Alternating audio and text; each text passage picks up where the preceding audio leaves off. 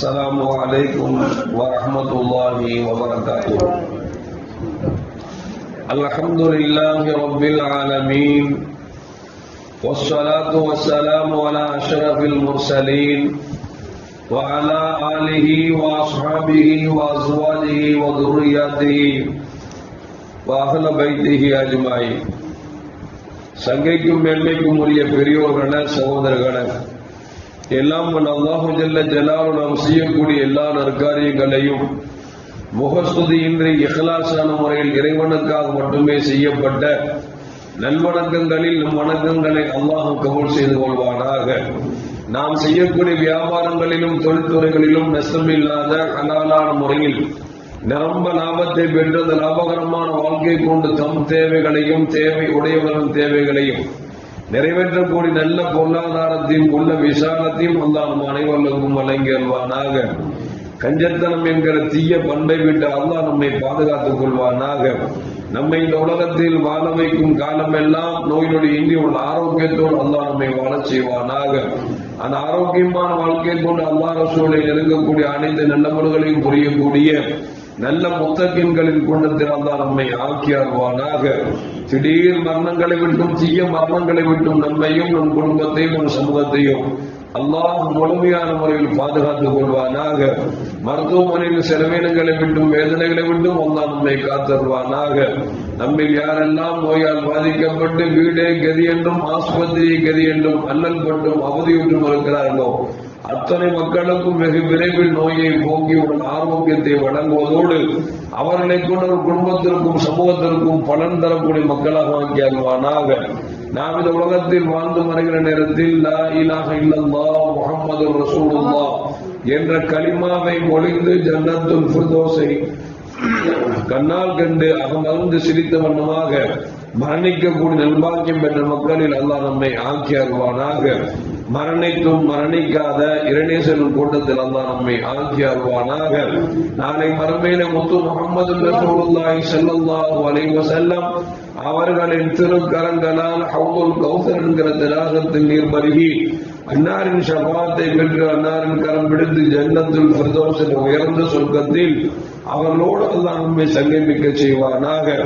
எல்லாவற்றுக்கும் மேலாக இறை அன்பை பெற்று இறைவனை பார்த்து பரவசம் அடையக்கூடிய அவர்கள் லிக்காவையும் ரிதாவையும் பெற்ற மக்களில் அல்லாஹ் நம்மை ஆக்கி அருள்வானாக. அருமையான முஃமின்களே, கண்மணி முஹம்மது ரசூலுல்லாஹி ஸல்லல்லாஹு அலைஹி வஸல்லம் சொல்வார்கள், 3 விஷயங்களை செய்யாமல் இருந்தால் கூட வெறும் பார்த்தாலே நன்மை என்றார்கள் பெருமானார் ஸல்லல்லாஹு அலைஹி வஸல்லம். ஒன்று, காபாவிற்கு ஒருவர் செல்லுகிறார், அங்கு எந்த வணக்கத்தையும் புரியவில்லை, முன்னால் அமர்ந்து காபாவை பார்த்து கொண்டே இருக்கிறார். இது இறை இல்லம் என்று விளங்கி அவரை பார்த்து கொண்டிருந்தாலே அவருக்கு நன்மை கிடைக்கும் என்றார்கள் பெருமானார் ஸல்லல்லாஹு அலைஹி வஸல்லம். பார்த்தாலே நன்மை என்று சொன்னால் அங்கு சென்று வணக்கம் புரிந்தால் லட்சோப லட்ச நன்மைகள் உண்டு என்பதை விளங்கிக் கொள்ள வேண்டும். இரண்டாவது, தன்னை ஈன்றெடுத்த பெற்றோர்கள் அவர்களுக்கு நாம் பணிவிடை செய்ய வேண்டும். ஒருவேளை பணிவிடை செய்யாமல் வெறும் பார்த்தால் கூட நமக்கு நன்மை இருக்கிறது என்றார்கள் பெருமானார் ஸல்லல்லாஹு அலைஹி வஸல்லம். மூன்றாவது, குர்ஆனை ஒருவர் ஓதவில்லை, குர்ஆனை பார்த்து கொண்டிருக்கிறார் என்றால் அதற்கும் நன்மை என்றார்கள் பெருமானார் ஸல்லல்லாஹு அலைஹி வஸல்லம். பார்த்தாலே நன்மை என்று சொன்னால் அதை செயல் வடிவில் கொண்டு வருவது, விளங்குவது அதை விட அதிகமாக நன்மை தரும் என்பதைத்தான் இந்த ஹதீஸ் நமக்கு சொல்லி காட்டுகிறது. அது மட்டுமல்ல, நபிகள் நாயகம் ஸல்லல்லாஹு அலைஹி வஸல்லம் சொன்னார்கள், மன் கரல் குர்ஆன, யார் குர்ஆனை ஓதுகிறார்களோ அந்த குர்ஆன் நாளை மறுமையிலே அவருக்கு ரெக்கமெண்ட் பரிந்துரை செய்யும் என்றார்கள் பெருமானார் ஸல்லல்லாஹு அலைஹி வஸல்லம். அப்படி என்று சொன்னால் மறுமையில் யாருக்கும் பரிந்துரை செய்ய முடியாது. அல்லாஹ் யாருக்கு அனுமதி கொடுக்கிறானோ அவர்களை தவிர. அந்த அனுமதி கொடுக்கப்படக்கூடிய ஒன்றுதான் இந்த குர்ஆன் என்கிற வேதம் இருக்கிறதே. இது நம்ம யார் ஓதுகிறார்களோ அவர்களுக்கு பரிந்துரை செய்யும் என்று பெருமானார் ஸல்லல்லாஹு அலைஹி வஸல்லம் சொன்னார்கள். அது மட்டுமல்ல, அருமையான முஃமின்களே, நபிகள் நாயகம் ஸல்லல்லாஹு அலைஹி வஸல்லம் சொல்கிறார்கள், குர்ஆன் குர்ஆனை ஓதினோம் என்று சொன்னால் ஒரு ஹர்ஃபுக்கு 10 நன்மை உண்டு என்றார்கள் பெருமானார் ஸல்லல்லாஹு அலைஹி வஸல்லம். சொல்லிவிட்டு சொல்கிறார்கள், அலிஃபுன் ஹர்ஃபுன், லாமுன் ஹர்ஃபுன், மீமுன் ஹர்ஃபுன். அலிஃப் லாம் மீம் என்கிற வார்த்தை இருக்கிறது, இது ஒரு வார்த்தை அல்ல, மாறாக அலிஃப் என்பது ஒரு எழுத்து, லாம் என்பது ஒரு எழுத்து, மீம் என்பது ஒரு எழுத்து என்றால் ஒரு எழுத்துக்கு 10 நன்மை என்று சொன்னால், அலிஃப் லாம் மீம் என்று ஒருவர் சொல்லிவிட்டார் என்று சொன்னால் அவருக்கு 30 நன்மை உண்டு என்று கண்மணி முஹம்மது ரசூலுல்லாஹி ஸல்லல்லாஹு அலைஹி வஸல்லம் சொல்கிறார்கள். இந்த சமூகம் குர்ஆனோடு எந்த அளவுக்கு ஒன்றிருந்ததோ அப்பொழுதெல்லாம் இந்த சமுதாயம் கண்ணியத்தோடும் மிக உயர்ந்த பார்வையோடும் இருந்தார்கள். எப்போது நம்மை விட்டு குர்ஆன் விலகி போனதோ அப்பொழுது நமக்கு கண்ணியமும் கௌரவம் குறைந்து கொண்டே இருக்கிறது என்பதை நாம் கண்கூடாக பார்த்துக் கொண்டிருக்கிறோம். அது மட்டுமல்ல, அருமையான மூமின்களே, உஸைத் இப்னு ஹுதைர் ரலியல்லாஹு தஆலா அன்ஹு அவர்கள் ஒரு நாள் தன்னுடைய குதிரை கட்டி போடக்கூடிய தொழுவத்தில் அமர்ந்து குர்ஆனை ஓதிக் கொண்டிருக்கிறார்கள். தனக்கு பக்கத்தில் தன்னுடைய மகனார் யஹ்யா உறங்கிக் கொண்டிருக்கிறார்.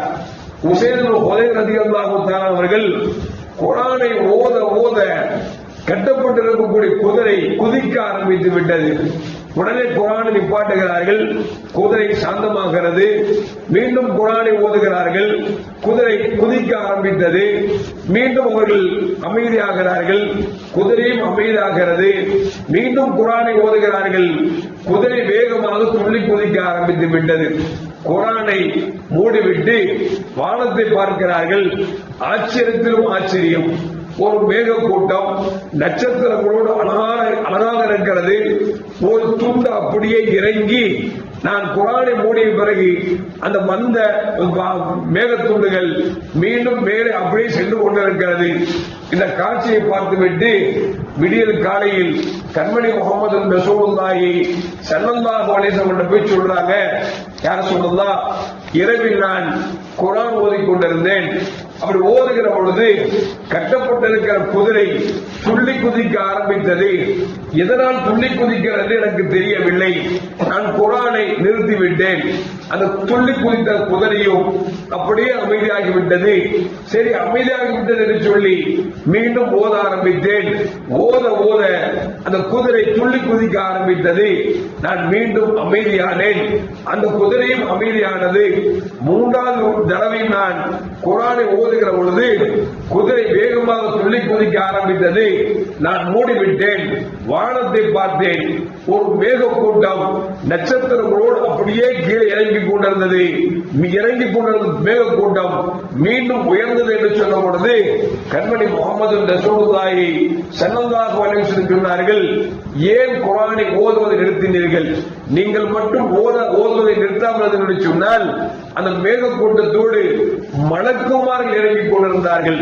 தாங்கள் ஓதுகிற அந்த குர்ஆனை கேட்பதற்காக மலக்குமார் இறங்கிக் கொண்டிருந்தார்கள். நீங்கள் விடியல் காலை வரைக்கும் ஓதிக் கொண்டிருந்தால் எல்லா மக்களும் பார்த்திருப்பார்கள் என்று கண்மணி முஹம்மது ரசூலுல்லாஹி ஸல்லல்லாஹு அலைஹி வஸல்லம் சொன்னார்கள் என்கிற செய்தியை உஸைத் இப்னு ஹுதைர் ரலியல்லாஹு தஆலா அன்ஹு சொல்லிக் காட்டுகிறார் என்று சொன்னால், அருமையான மக்களே, குர்ஆனில் இல்லாத ஒன்று எதுவும் இல்லை. நபிகள் நாயகம் ஸல்லல்லாஹு சொல்வார்கள், உங்கள் குழந்தைகளுக்கு நீங்கள் குர்ஆனை கற்றுக் கொடுங்கள். குர்ஆன் உலகத்தில் என்ன தேவையோ எல்லாவற்றையும் உங்களுக்கு கற்றுத்தரும் என்று முஹம்மது ரசூலுல்லாஹி ஸல்லல்லாஹு அலைஹி வஸல்லம் சொல்லுகிறார்கள். என்றால் அருமையான மக்களே, குர்ஆனை நாமும் ஓத வேண்டும், குழந்தைகளுக்கு கற்றுக் கொடுக்க வேண்டும். கற்றுக் கொடுப்பதற்கு என்னென்ன வழிகள் இருக்கிறதோ அத்தனை வழிகளும் திறந்து விட வேண்டுமே தவிர குர்ஆன் தானே பின்னால் பார்த்துக் கொள்ளலாம் என்று வெறும் படிப்புக்கு மட்டும் நாம் முக்கியத்துவம் கொடுத்தோம் என்று சொன்னால் அந்த குழந்தைகள் பின்னால் மிக மோசமாக ஆகிவிடுவார் என்பதற்கு இந்த மாற்று கருத்தும் அல்ல. எல்லாம் அல்லாஹ் ஜல்ல ஜலாலுஹு அதிகம் அதிகம் குர்ஆனை ஓதுவதற்கும் கேட்பதற்கும் நல்ல தௌஃபீக்கினை எனக்கும் உங்களுக்கும் அல்லாஹ் வழங்கி அருள்வானாக. அஸ்ஸலாமு அலைக்கும் வரஹ்மத்துல்லாஹி வபரகாத்துஹு. முஹம்மது அலைஹி வஸல்லம் ஸல்லல்லாஹு அலா முஹம்மது ஸல்லல்லாஹு அலைஹி وسلم صلى الله على محمد يا رب صل عليه وسلم.